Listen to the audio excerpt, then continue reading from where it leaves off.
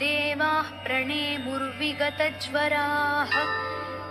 तुष्णुवुः श्रीमहालक्ष्मीं ललितां वैष्णवीं पराम्। श्रीदेवाः उवाच जय लक्ष्मी जगन्मातः जय लक्ष्मी परात्परे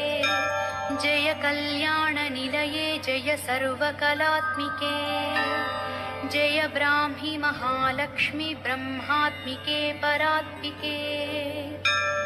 जय नारायणि शान्ते जय श्रीललिते रमे